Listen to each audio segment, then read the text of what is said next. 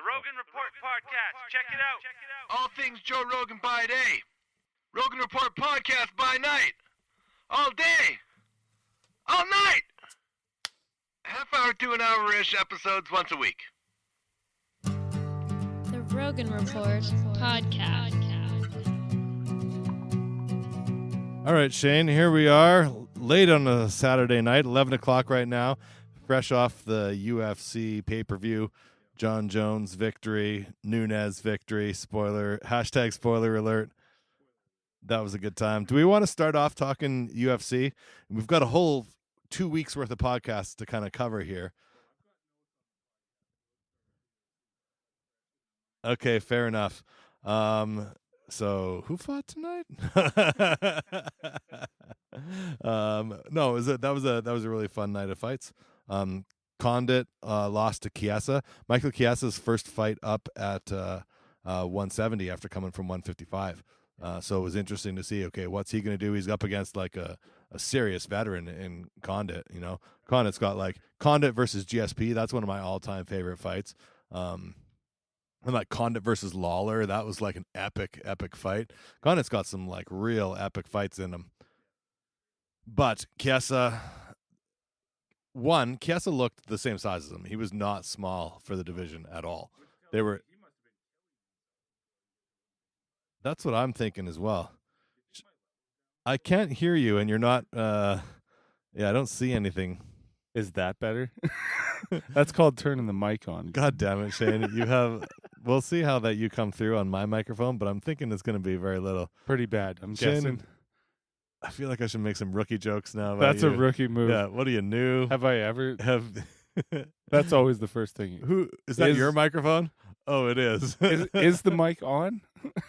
Oh, that's funny. Anyways, so there we go. I'm glad I asked about There's levels. 2 minutes of podcast without Shane, and now he's on for the next 40. So yeah, we're good.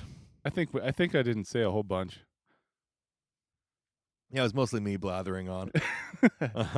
So Michael Chiesa weathered some storms there too. Like he almost had the hook on him. Condit almost had a heel hook on him, and then also an arm bar that looked tight. Yeah, Condit dangerous on the ground. Yeah. But yeah, good fight. Yeah. Where did it go from there? I'm trying to think of the other. I mean, the big ones that stuck out. So there was Alir Latifi versus Corey Anderson. Yeah. Is it Ayer? Ayer, I think is how you say it. Yeah. Okay. Yeah. Ayer Latifi, Corey Anderson. Kind of a bit of a snoozer. Yeah. Not. And what did it start with? What was the worst one? Oh, we're forgetting Volkanovski versus. That's what Volkanovski or yeah. Versus Chad Mendez's return.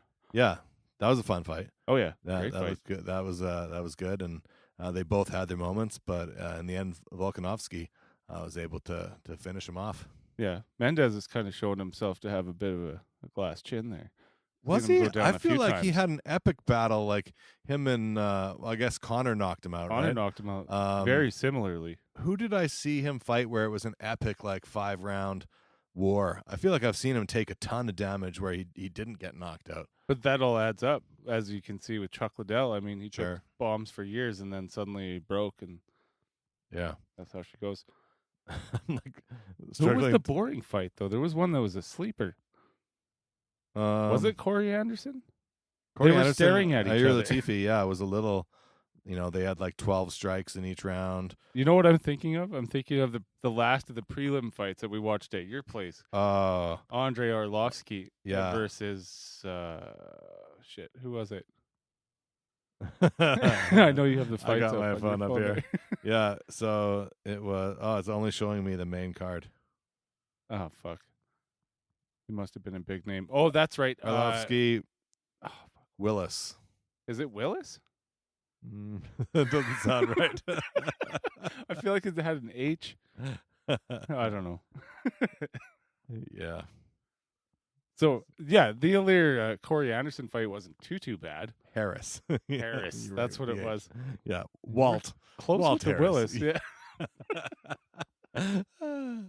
Okay. Yeah. So Harris won the decision, but could have gone either way. Both of them could have got the L. Yeah. That's what you were saying would have been fun to see. It was not a great fight. No ties. Yeah, and then we didn't watch. But Kat Zingano lost to Megan Anderson via a toe kick. Big fat Australian toe right in the fucking toe eye. in the eye. Like, yeah. my God. So they're calling it a KO / TKO, I guess. Yeah. Because she couldn't continue. But it's funny because if you put a finger in someone's eye, it's like, oh, that's a big no. But like, But you kick can someone take your big fat fucking Flintstone big toe and Yeah. jam that fucker in someone's eye. But you can't really say like, oh, keep your toes curled. Yeah. Like, right? You Knuckle that toe up. Yeah, there's not really anything you can do. No. But it did seem kind of like, well, should this? I don't know. I have a little bit of a hard time. Dude, her eye must be fucked up. I wonder. God damn, that toenail too? Imagine getting if I can imagine my toenail went in my own eye, that would be terrible. Not a good scene. Not good. What are you going to do about that, though? There's nothing really. You can No, put gloves on the feet. Like little sockies Ballet or something? slippers. I feel like the same thing's going to happen, though. I guess. I don't know. Right? I don't know. Not good. Gloves for feet kind of thing? Yeah. So yeah, we talked about Volkanovski KOing Mendez. Yeah. Then there was the decision. Corey Anderson got it, but kind of boring. Although he was looking so gassed, he's breathing so hard. Mm-hmm. I would have liked that. He's got that jacked superhero body, but He does. you see it a lot. Couldn't- That doesn't necessarily do you any favors. Yeah. And then Chiesa with the submission against Condit, Kimura. Yeah. And That was a nice display of jiu-jitsu in general, that fight. it was, A yeah. lot of good stuff in that one. Yeah, that was a fun fight. No one really got too hurt. No. Either. So Although that Kimura that Condit got taken with was pretty bad. That thing was stretched out far behind him. he seemed okay though in the Yeah. end. In the ring, he wasn't really like favoring his shoulder or anything. Yeah. Looked okay. Yeah. And then so Nunes versus Cyborg, that was the most fun fight for me of the That was, evening. amazing. They were just like right from like second one, they were throwing haymakers at each other, and then Nunes like landing and showing damage early, like her like third shot that landed, Cyborg was rocked, and then Cyborg, it was like 3 or 4 more shots, and then Cyborg was done. I mean, they maybe could have stopped it even sooner. They could have Cyborg was potentially. taking some hella damage there. Yeah, that was incredible. So she's slayed every dragon in the women's MMA. Yeah. Period. We need someone to come over from Who is like there? Eastern, some like crazy Scandinavian chick that hasn't been in the UFC that comes out that is just a beast. Yeah. Some Viking lady to come over and like put up a 5-round battle against Nunes. So after Valentina won that, the is it flyweight? The flyweight belt? That's 25, right? Yeah. I'd like to see her challenge for Nunes' 35 belt again as a rematch. Yeah. Yeah. But what else? I mean, Nunes should take a break. Yes, me. She could. Go have but But she that's didn't the get worst hurt. thing to do because then, She also, didn't get touched. Yeah, she's going to be ready to fight again soon, and you don't want that ring rust. You don't want to take too much time off and feel uncomfortable. So, but yeah, there just really isn't a good challenge for her. Like, I don't know who you put up against next. I got to say, as soon as Amanda walked into that ring, I'm like, holy fuck, man, she is a 145er. She's big. Yeah, they looked the same size. Yeah. They looked identical. Yeah. And they weighed in identical, so I guess it's not that much of a surprise. But I didn't see that coming, not at all. That fight, I thought maybe like a hard 5-rounder, but for Nunes would be the best case scenario. yeah, I thought they were going to be both more cautious early on. I thought No, they were going to just try to feel bombs each all other the way. out for a round, Yeah. but it was bombs immediately. I think they both knew though that that's both of their thing. It's like I guess you can't I don't afford to know, take man. one of those, so I might as Yeah. well go out hard too. Ugh. Fuck, man. That was fun though. I was cheering Outstanding. so loud, stood up and Yeah. started clapping Clapping at a immediately TV and just screen. booing. Woo! And then the last fight was John Jones and Gustafsson. Yeah. And it was round 3. Jones got him by submission. Yeah. Well, no, it was No, by KO. Right. He was punching him and Is it Yeah, KO or is it TKO in that case? I don't know. He didn't seem like he was unconscious, but you couldn't see his face. He was laying face That's down right. on the mat, That's true. and he wasn't moving. Wasn't So- defending or even wasn't moving defending. at all. Yeah, Yeah. you're right. So That's a knockout, I think. yeah, it just says KO/TKO. It doesn't discern. If anybody Yeah. needed a win to bring back their shine a little bit, Yeah. it was Mr. Jones. Yeah. And I think we'll get into that. There was I mean, in the last podcast that we both listened to from Rogan with Jeff Nowitzki, MMA show, whatever it was, 52 or something. Yep. They talked a lot about, and I agree with them both. I don't think he was cheating. I don't think it was intentional. I think it's, it's something that was residual that just came up again from the previous, was he cheating the previous time when he got caught for it? I don't know. Maybe he was, maybe he wasn't. Yeah. But this time, I don't think he was. But if we've gone forward yet, and we're looking at right now, right here. Yeah. Yeah. But I was excited for it because John Jones winning means that we have the potential to see him fight Cormier again. And do you see Cormier doing anything different? Like, I don't know.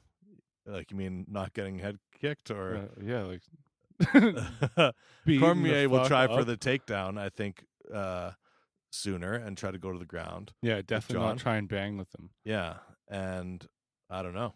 Fuck, that was a bully beatdown, though, man. Yeah, it was. But you know what might happen now? We might lose our Cormier-Lesnar fight that's looming still. Yeah. And it might turn into a Jones-Lesnar fight real quick here. Oh, yeah? Because that's what they were putting together before. That would be exciting, though. I would like to see that. Fuck, wouldn't he look small next to Lesnar, though? Oh, he'd look tiny. He'd look like a toothpick. He'd be so fast, and hopefully he'd be throwing head kicks. Fuck yeah. And ducking and jive. Yeah. Jesus. I don't know. It could be real bad for him if Jones or if Lesnar can take him down early and get on top of him and just hold him there and start like landing some like serious ground and pound. Mm-hmm. That would be bad. I'd be curious to see an unjuiced Lesnar in the ring. Yeah, because we've not seen that yet. Yeah. So if Jones and Lesnar fought and then Lesnar beats Jones, then we don't see Cormier Jones 3. Yeah, that's right. Then we see a Lesnar Cormier. It's going to come down to whether Jones wants to get beat up again by John Jones. Or, I mean, Cormier wants to get beat again, I think. Because, I mean, his confidence can't be high for that fight. I mean, he's done well since. He has. Out, He's done well on literally every other fight except for with John Jones. Yeah. Yeah, Jones just has his number. Yeah. I don't know. I want to see it. That's the fight I'd like. Screw fucking Lesnar. He doesn't belong. One more time for Cormier. One more time. Yeah. Yeah. Yeah, that's what I want. Yeah. So, I don't know, listeners, you can send us an email. Tell us what you want, or find us on social media and tag us, #Rogan Report. Yeah. And let us know what you think. We'll answer it. Okay, let's start now back. I'm a little bit drunk. I don't know if that's coming across in the... You sound pretty coherent to me. Yeah. I just smoked a joint. What are you going to do? I don't feel very coherent. Legal here in the great country of Canada. That's true.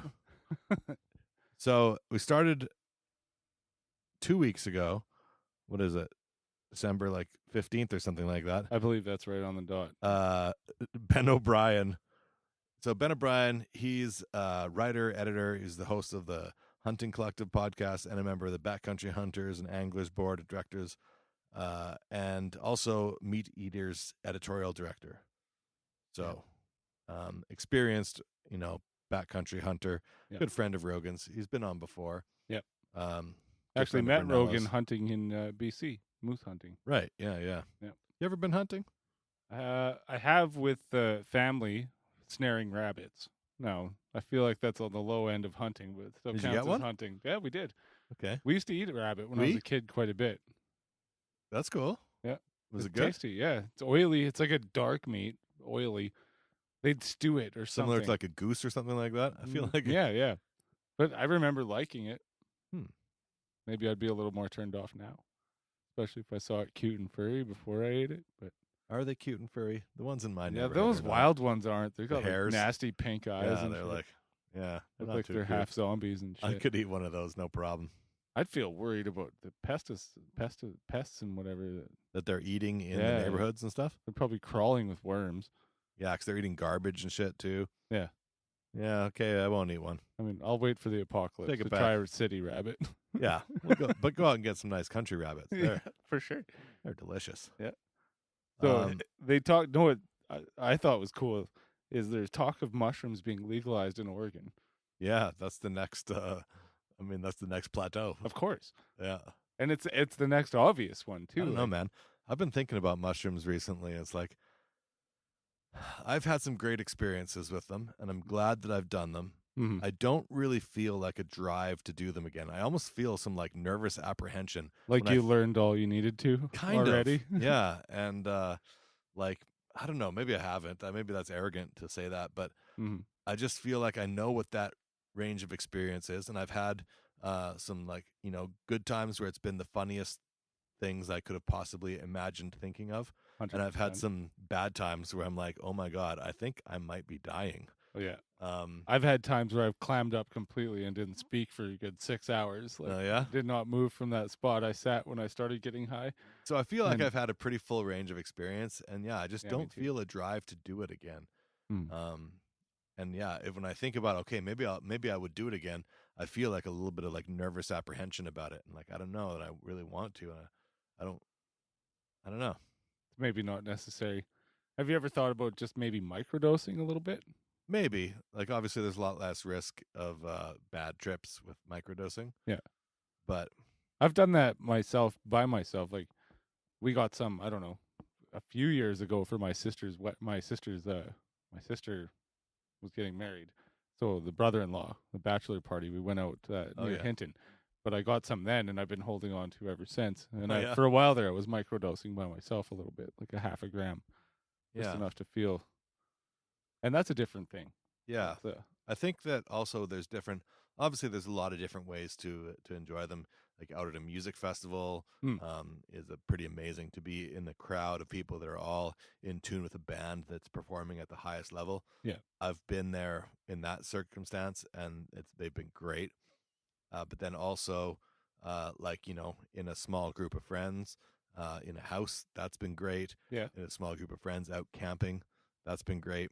There's a lot of different ways to kind of enjoy it, but I've never done it like what they talk about when they talk about therapeutically, where you go in with sort of an intent, like, okay, I'm going to go in and I'm going to work on my like addiction to alcohol or something like that. Yeah.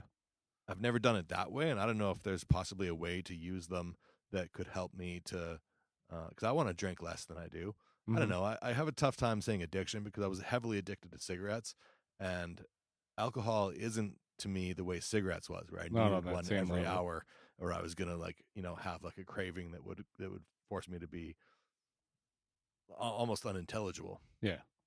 Alcohol isn't that way, but I do feel some similarities with alcohol to what I had with cigarettes. So I'd be interested in maybe trying mushrooms in sort of a therapeutic, like, okay, let me go into the experience with like an intent of trying to figure out how to drink less. Yeah. And to just drink. Go in with the idea that it's going to teach it to you, kind of thing. Yeah. Yeah. I'd like to be a drinker that drinks like 3 to 5 times a year and not like 3 to 5 times a week. Yeah. Yeah.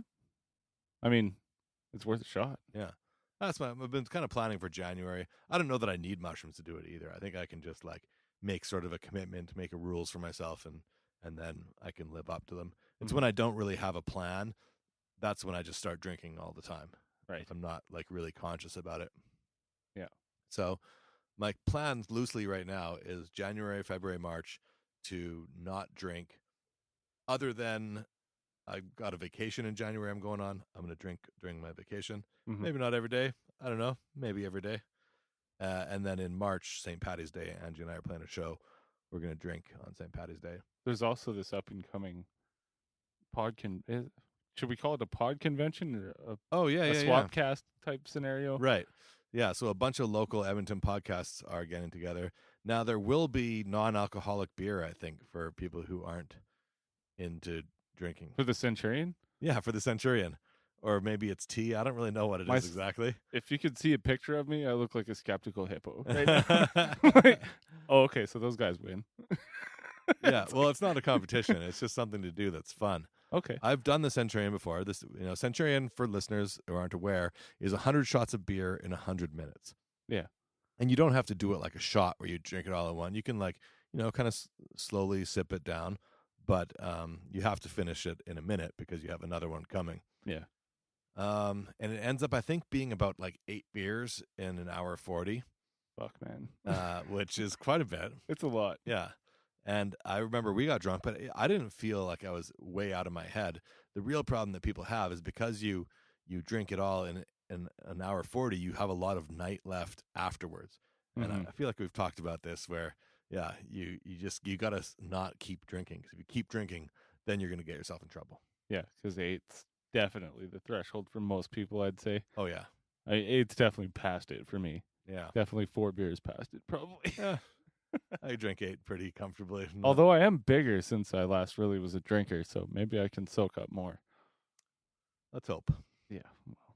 Yeah, that's gonna be fun. So that's probably either our next episode or the episode after our next episode. Mm-hmm. Do you think that'll be a bit? Well, we'll air the whole thing, I guess, right? Yeah, I think so. Including That's the intent, where and our listeners can be exposed to other cool Edmonton shows. Yeah, that sounds like fun for sure. So moving on, or do we have anything else to say on Ben O'Brien? I mean, we do have 7 podcasts. They did to cover. lots of like meat versus vegan talk. Yeah. They talked about rye brains, which I guess Ben O'Brien is credited with inventing. Which of course is Alpha Brain mixed with like Crown Royal. That sounds not like a great idea. I've done it. It was okay. Yeah. I didn't notice any effects from the Alpha Brain, I don't think. Yeah. I mostly noticed the whiskey effects. I don't think it's on the level of trying to get you fucked up, really. No, it's kind of. I think it's just one of those things. Oh, what do we have? Oh, we've got Alpha Brain and we got whiskey. Okay, put them together. Have some fun. Yeah. So next one, 1216 was Sir Roger Penrose. Yeah. That was a fun episode. I really liked that one. Yeah. Sir Roger Penrose. He's an English mathematical physicist, mathematician, and philosopher of science. He's the emeritus Rouse Ball professor. That might have been an autocorrect fail there. Of mathematics in Rouse Ball professor of mathematics in the University of Oxford and emeritus fellow of Wadham College, Oxford. Yeah. Yeah. They talked quite a lot title about on that, like man. black holes and like the math behind black holes, and like if the math works, then they accept it to be true. I geek out on all the shit they were talking about. Yeah, totally. Me too. I love thinking about black holes. You know that, like, have you heard the thing they talk about where if you could kind of be going into a black hole and there's like the event horizon where you like just start to be absorbed by the black hole, that time slows down for you in that instant and you could potentially see the entire unfolding of the universe in that second of like crossing into the event horizon of the black hole. Yeah. That's like that movie, what's it called? With Murph. You know what I'm talking about? What's it called? Interstellar. With Matthew McConaughey. He was screaming for Murph a lot in that movie, if I remember right. But I did see it. That's not the point. The point is there was that scene where it's almost like a library and he's looking through all the different, like, not just timelines, but like potential timelines. And like that shit's interesting. Yeah. Spoiler alert. Oh, yeah. Well, get off your ass and go watch Interstellar. It's so a great good. movie, actually. I like that movie a lot. I will make fun of him screaming Murph until I die, though. Yeah, they talked about the woo-woo of quantum physics. Right. And I got it back in like 2009. I got super into like The Secret. Well, I read The Secret first, and then I started looking into all the authors that were a part of The Secret, and I went down the self-help Shane, positivity I didn't have thing. enough things to make fun of you Oh, about. you got... man, we can... There's more. But no, I mean, but that led me around to like conspiracy theories, and then like that balanced me out with some darkness. So. Fair enough. Yeah. So The Secret obviously didn't pay off for you. Well, I think maybe it did. Or did it? Because the law of attraction is like whether you're thinking about positive things or negative things, right? You're attracting those things. Yeah. And I do kind of believe there's something to it in sure. that it's to an extent, but you can't just think Lamborghini, and then have a Lamborghini just be gifted to you the next we day. also live in the physical world where wishes aren't real. Yeah. So, yeah. How about octopuses? Octopi. Yeah. Octopussies. That sounded weird when I said that. That's a Bond movie. Fuck, octopus are crazy, man. Yeah, because we don't know how they know how to change their skin. They're fucking their aliens. Color and they are aliens. They're smart in some way that we don't understand. Yeah, and they can change the texture of their skin to match like coral and whatnot. I'm a water animal. Wait a minute, no, I'm not. Yeah, I'm gonna jump out and walk across the land and go get in that other water. Yeah, the tank. That's one of my favorite stories about octopi. Yeah. Although this was a single octopus that was in a tank.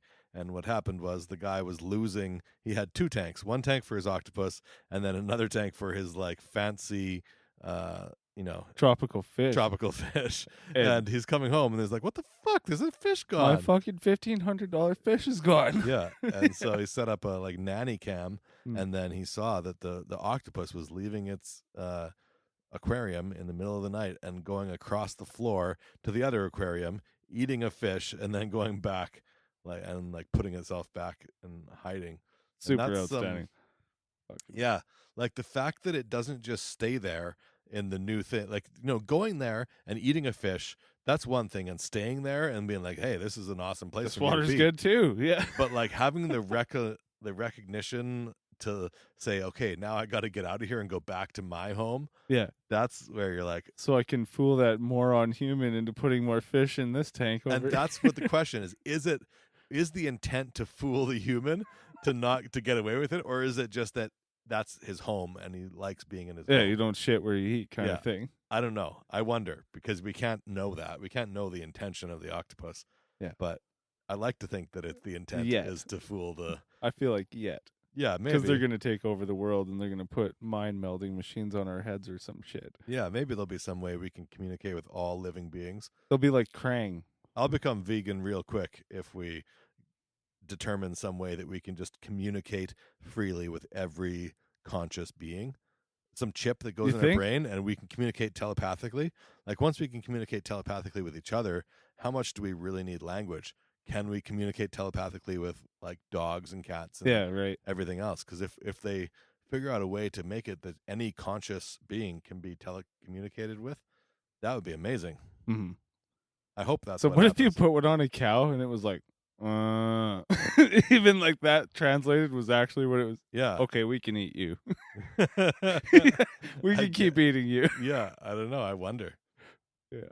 I don't think though, because it seems to me like I'm sure you've seen the videos of like cows being released into fields and they're like jumping around and playing. That's true. They have. And so there, you would at least get the like happy, happy, happy. Yeah, but that's cows that have been fucked up and tortured for a while when they show that. Most cows, especially cows where we live, they get a bunch of that outsideness. Right. Yeah. It's not that special. And they just go out there like moo. Yeah, they're like, and they eat grass. Outside again. Although, you know, I don't know. I'm conflicted. I've watched some horrific videos on animal killing that Yeah. really fucked up my meat liking. Mhm. But I still eat it. Yeah, man. It's a complicated world. Yeah. Yeah, it sure is. All right. So 1217, Nimesh Patel.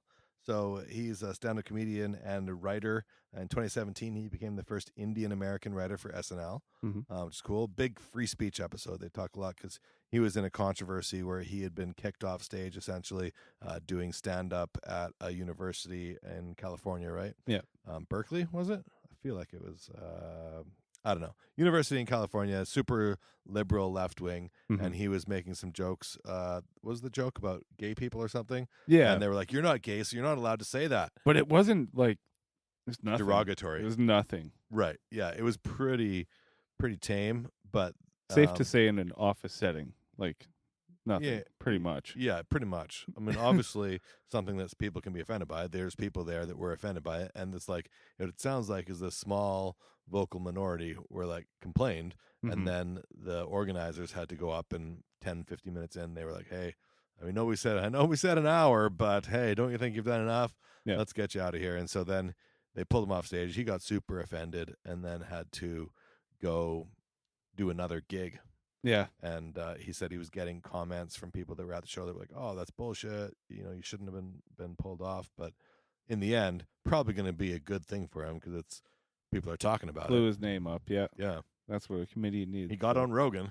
Yeah. So, And he was in trouble for not denouncing white power. Like, bitch, it's pretty clear I'm not for white power. yeah, he's American Indian. Like, what are you talking about? Yeah. Some things are obvious.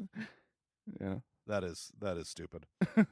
Well, I mean, you guys all know my feelings about free speech. I'm pretty for, Mhm. pretty pro. I think all ideas should be out there in the world and we should be discussing them Yeah. And then bad ideas, we should be able to make fun of them. And if we're trying to be funny and make people laugh, that should be okay. Yeah. And I don't think that people should be as sensitive as they are, but also sometimes people are being dicks, and those people should shut the fuck up. Definitely. So time and a place. We've been Nimesh, over this ad nauseum. we have. Good episode though. Oh, I yeah. enjoyed it. Yeah. And then 1218 Gad Sad. Gad Sad's one of my favorite. I love his accent. Yeah. He's got such a fun He's another Rogan staple. I'm not sure how many times he's been on, but it's definitely a few. yeah, like seems like dozens. Yeah, like a lot. He's a professor of marketing at Concordia University. He's a research chair in evolutionary behavioral sciences and Darwinian consumption, and author of The Evolutionary Basis of Consumption and The Consuming Instinct. And also check out Gad on YouTube. He's got a good YouTube, and he does a podcast called History on Fire that's super popular. Yep. And kind of in the same vein of Hardcore History, where he talks about like crazy, often violent events from our historical record. For sure. So he was, I can't even remember how he came to it, but they were talking about the study of the effect of sperm as an antidepressant on Like females. Eating it? I mean, or taking it, However just you having get it. having the sperm, Just whatever, having it in a vial, in your whatever pocket? consumption method of the sperm. Smoking it? I mean, ugh. You have to dry it up some for sure. I don't know. Lace a doobie. Sounds terrible, Rubes. Maybe you are drunk. I'm pretty drunk. I said I was. Oh fuck. Yeah. Yeah. Yeah. Okay. Well, I don't know. What were your takeaways from We the should do Gad more Sad? research, I guess. Again, they talked a lot about free speech, about the differences between Canada and the States with regards to our laws versus their laws. Yeah. Jordan Peterson, Gad is a big Jordan Peterson fan. Yeah. And I'm a big Gad Sad fan. Ergo, I'm still a big Jordan Peterson fan after this. I was talking to my brother-in-law, too, who's also, shout out to Jared Paul, Real Manch Productions, if you need, for all your video editing and production needs. But, yeah, I was talking to Jared, and he has a friend that's, like, real anti-Jordan Peterson and has been, like, saying, hey, man, fuck Jordan Peterson. He's a piece of shit. Yeah. And then Jared's like, I don't know. I just agree with the things that he says when I listen to him. Yeah. And I see how people, if you don't listen to him, like, long format, I could see how people get how he can come across as sexist or racist or, prejudice. Mm-hmm. I definitely see how he comes across that way, and even to me, he comes across that way, especially in some of his tone and his joking. But again, with free speech, I feel like we should be able to joke about things that are kind of out there and ridiculous. And yeah, I don't know. Yeah, I mean, Well, we've all struggled on this together, yeah, time and time again. But write us with your opinion on Jordan Peterson. We should put up a poll. Yeah, we should do a poll. We haven't done a poll yet. Yeah. And then the last podcast of the week was Bill Burr. And that was 1219. Bill Burr, of course, stand-up comedian, also hosts his own podcast called the Monday Morning Podcast. Yeah. And then season 3 of his show, F is for Family, is available now, apparently. I loved seasons 1 and 2. Me too. Of F is for I Family. haven't caught season 3 yet. I It's haven't been either. busy, but I'm excited for it, though. And I haven't done the other, what was that other animated one? Former Rogan guest, where there's like the hormone monsters. That one is really good. I can't remember what it was called. Big Head, something like that. yeah, isn't that the guy they were saying looks just like Zabit? I can't say. I'm not even gonna fuck with his last name. But did you see that meme? No, I didn't. Oh my see god! it. I don't know if it's the horror.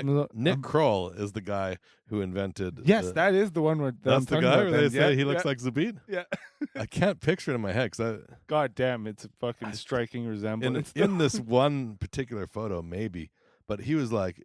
Nick Kroll was on The League, and I've seen him in a bunch of different things, and he doesn't look like Zabit. No, Usually, but the he cartoon doesn't normally. the The cartoon does. Yeah. Oh, okay, maybe I could see that. Yeah, Yeah. It's That pretty makes sense. fucking funny. I'll be looking that up after the podcast. So they were talking about how Bill Burr's a helicopter pilot. Yeah, and they took went on Joe a for ride. Yeah, he took Joe up in the helicopter. They flew around a little bit. That's some ultimate faith in your friend's ability, huh? Yeah, well, I don't know. I drove with you today. You drove us to the UFC and back. Yeah. Would you say And- that's on the same level as flying up in the air, though? It's close. Yeah. I would say. So you're saying you'd be okay with me flying us in a chopper? I'm saying if you went through the hours of learning to do it, Fair enough. it's like I think being a pilot is very much the same as, and obviously if you look at statistics, there's way more deaths from car accidents than That's there right. are, and obviously that's because there are way more cars out on the road. Yeah. But yeah, like the per capita, it's way higher. You're way more likely to be involved in a car accident, and I feel like flying very, very similar. You have to be a little more aware, and like Bill was saying, when he goes up there, he's not like trying to pull crazy maneuvers. He's very focused. Doing it safe and by the book. Yeah, and I think if you do it, you get yourself in a zone where you're paying attention to everything. I think you can do it safely for sure. Yeah. I think you can do it way more safely than you can just drive to the, like, if you're not a very good driver, just driving to the store, you're more at risk than you are flying in a helicopter. Fair enough. Yep. There's a lot less traffic up there. And he was talking about how he actually practices emergency crash landings. Basically, he shuts off and he. How does he say it? He coasts in on the forget. rotation, There's basically, yeah. or something like that. There's a term for it, like You use a the 1-2 propeller or something like yeah, that. Fucking crazy. You do. Yeah, and that's good. That's what you should be doing. I've been listening to his podcast for probably 4 years now, Yeah, and I definitely relate to Bill Burr. I have some temper issues just like Bill Burr. he's one of my favorite comedians for sure. Absolutely. His stand-up specials have consistently been my top 3 of the year. Yeah. Every And year he pushes that the they've come out. line in a lot of the time. He does. He's Yeah. not that safe at all. No. You could call him a sexist and a racist, and For sure, but there are you'd be people that wrong. Do I agree? Yeah. Yeah. And I mean he's married to a black lady. Yep. Yeah, has a half black daughter. hmm So But yeah, him ripping on the veterans. Remember? Did you see that? Where I think he's talking to Conan or something. It was on a talk show. He's like, these fucking veterans. I was getting their fucking. Everyone's make such a big deal. Fuck that. First responders. I fucking called you. I was there long before you were. Fucking first responders, my ass. yeah, he's great, man. Yeah. Oh yeah. It's like, fucking, I called you, motherfucker. That's my Bill Burr. It's probably better than who was I trying to do? David Towell. It was way better than your David. Yeah. It was a solid Bill Burr. Fucking David Towell. That's better than your first time though.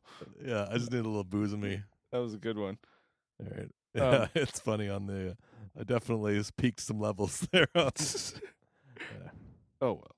Anyways, yeah, I love Bill Burr. Good yeah. dude. They were talking also about the dangers of drum brakes. Cars were dangerous as fuck Oh yeah, back in the day, man. yeah. I don't know if I've ever driven a car with drum brakes. Can you imagine your brakes locking up? I guess I have. We Should had a be Pontiac, terrifying. like a big boat of a Pontiac Parisienne. I grew up in cars 80. like that Yeah, in the 80s, but also never wore seatbelts. seemed like the brakes were pretty on point when I remember. They're pretty sensitive, and I felt like they would stop us pretty quick, especially considering it was like a 3-ton car. It was generally known to feather the brakes, right? Yeah, Like, yeah. You gotta, obviously there was no ABS, so you gotta be a little. You know We're on what? top of I it. feather my brakes now in these fucking icy should roads stop. out there. Is that so You're- bad? You're not Because supposed to do that. You're supposed to apply consistent pressure. yeah, but I was And doing let that, the and today machines- I would have hit some people if I did that. And I Fair feel enough. like shit was crazy on the roads today. I hope when next time Bill Burr comes to Edmonton that he'll come jam with me here in my my home studio. That would be tremendous. That'd be fun. Yeah. I'll tweet him. see if Did he you know says- Juliette Lewis? Yeah. First of all, do you know who she is? Yeah, of Well, course. they She's talked an about actor. it. So Yeah, I listened to the podcast. You also listened to the podcast. But yeah, no, I knew she was a musician. Yeah. And, That's awesome. yeah. I'm a fan. Yeah. Yeah. Yeah, she's good shit. Yeah. That was the end of the week. Yeah. And then this last week, there was only 2. Yeah. There was 1220 with Joey Coco Diaz and the MMA show with Jeff Nowitzki. And Joey wanted to be in there. Actually requested a Christmas Eve. Yeah, he's like, give me a Christmas Eve. No, I can't do Joey. No, that's a tough one. Yeah. But yeah, he wanted the Christmas Eve episode. Yeah. Why did he want it? I forget. What did he say?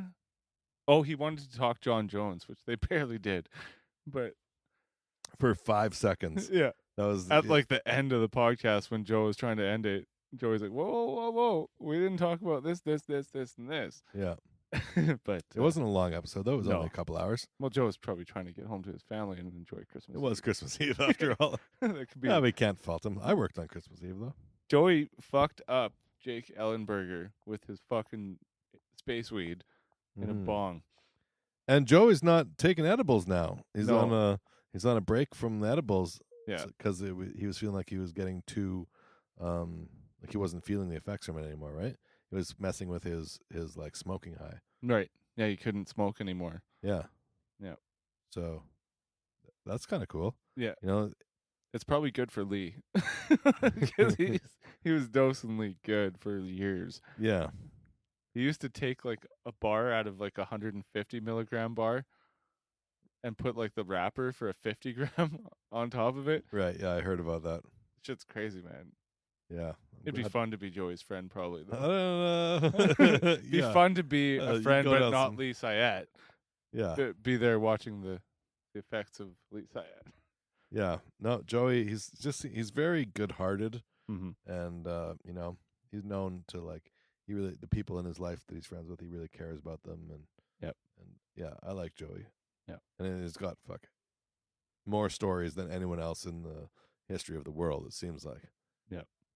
Constantly telling new stories about crazy shit that he's been in. You know what's funny? involved in. When I first started listening to him, I used to think, come on, this is bullshit. Bullshitter? There's no way it's real. And then Yeah. you hear people corroborate his stories all the time. Yeah. So you're like, okay, I guess it's real. Yeah, no, I believe every He's word a of fascinating guy, man. it. He is. Yeah. Yeah. Not everyone's cup of tea. No. He drives my girlfriend crazy. Really? Yeah. But he's pretty crude, right? Like he'll get talking about some shit that's like, okay, I guess. can't have kids around. I'm desensitized to that. Yeah. I just the animation of him telling the story about farting on the bus. And oh my god, he's changing flavors. Those animations are fucking they hilarious, are man. pretty good. I love that shit. But my absolute favorite, I don't know if I've said it on this podcast. I've watched it probably 100 times now. But Joe Rogan meets Joe Rogan, where Yes. the guy clipped together Joe talking to himself, and then oh my god, Bert Kreischer as the chimpanzee. Fuck, I've watched that at least 20 times, I'm Yeah. sure, and it's just so perfect. Yeah. It's so perfectly put together. Any Rogan fans, go just search. I think it's Jogan versus Joe Rogan. Is that what it is? Or it's Joe Rogan versus Jogan. That's hilarious. One way or the other. But just search either one of those. I'm sure it'll come up. And it's one of the best videos everyone has ever made. If you're a fan of Rogan, you definitely need to see that. I concur. All right. MMA Show 53, Jeff Nowitzki. So the whole show was talking about John Jones and his troubles with testing positive. Yeah. And both of them, in short, both of them say that it's probably unintentional. Yeah. That like he it's has a it in his system residual. and that it's his fault that it was in his system and he should have been penalized for that. But that the evidence from this guy from Canada, I forget his name, but he put out this big report on the testing, and they were saying confidently that they feel like it's probably not an intentional Mhm. ingestion, and that it's unlikely that he would see any performance benefit Yeah. from the amounts that he had in his system. And in fact, even before when he popped, Even he before. wasn't getting benefit from then either. Yeah. So that's a pretty bold statement. Mhm. And, that's obviously, it's nice for John that people are making these statements, but the way bigger noise is that he failed his drug test again. Yeah. So, That's all most anyone people hears. aren't listening to these 2-hour podcasts where they discuss it, at an in-depth level. Most people are watching a 3-minute clip on TSN and, just hearing the rumors about it and hearing people who are either people who are angry about John that are saying, oh, yeah, he's definitely a cheater. Well, oh, John, here he is again. Cormier. Cormier. Immediate was like, He's like, he cheater. popped again. Yeah. He popped again. Yeah, no doubt. Cormier, probably the top of the list of people who are anti John Jones Yeah. and think he's a cheater. I don't know. Yeah. But it was a good episode. I'm glad I listened to the whole thing. Me too. It was definitely fascinating, and that was one that I kind of paid a little more. It wasn't as much background. I was trying to really focus and pay attention, and because I was excited for these upcoming fights, which they delivered. The thing is, though, without a podcast like that, it's kind of hard to understand. You need it spelled out like that. That's true. Yeah, Like, it's complicated. it is. And there's a lot of, and even after listening to the podcast, you can't say for sure that he wasn't cheating, that there isn't some way, that this isn't some evidence of some new kind of cheating that we don't really know about that's leaving these residual biomarkers. It's the long-term metabolites is what it is. Yeah. And maybe there's some way, it is possible that he is cheating and that this is evidence of it. Yeah. That is also a possibility. And this is just what's showing up as because he's trying to hide it. Yeah. I mean, maybe. But they're saying that that's not the likelihood. If we have to give fighters credit. If we just don't ever give anyone credit, that's not going to build confidence with the fighters, and they're just going to be like, they're just going to think that the whole testing and the whole USDA is bullshit. USDA? No, that's not that's not the group. USADA. USADA. Yeah. Who Jeff Nowitzki doesn't work for USADA. Never did.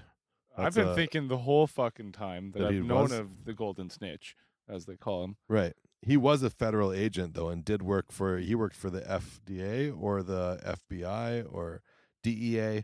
I think he worked maybe DEA. CIA. No, not CIA. Not CIA. That's the spies. That's different. No, I think does that muddy it for you? The fact that he actually is an employee of the UFC?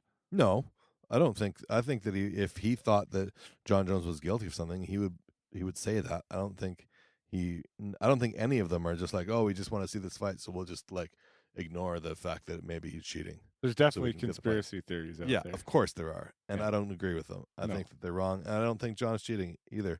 Like he was saying at the end of the show, he's like, I don't think anyone would fuck up this much, and Joe was saying, oh no. The realms of how badly people will fuck up a lot. Go way beyond this. Yeah, this isn't.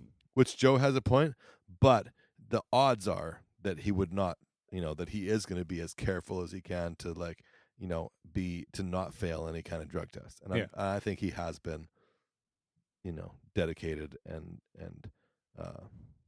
very careful. I think so. Yeah. It sucks for the fans that had to move. Yeah. That's like just people that bought hotel rooms. Seems stupid to me. So brutal. Like, that it had to move. Get your shit They should have together, just Nevada. done it. Yeah. They should have fuck? just done it there. That was silly, but at least it happened. Yeah.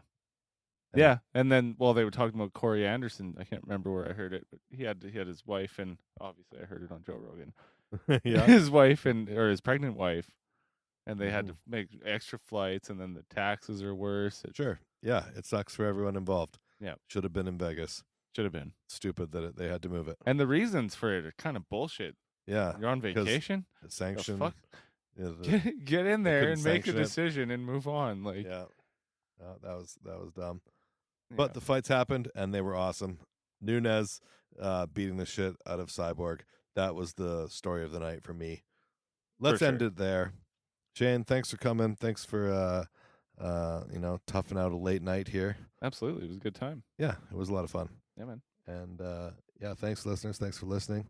We'll see you guys again next week or in 2 weeks, however we get this thing released to you. I think by the time they hear it, it will have been 2 weeks since our last one, pretty much. Possibly, yeah. It's already been a week and a half, so. But yeah, we're gonna keep these going, and yeah, it's been a lot of fun. So thank you. Reach out to us however you want to, and we'll talk soon. Happy New Year. Joe Rogan's unique perspective is teaching us all how to best live. And we will attempt to recap all of his weekly podcasts. Now show your support and download the Rogan Report. The Rogan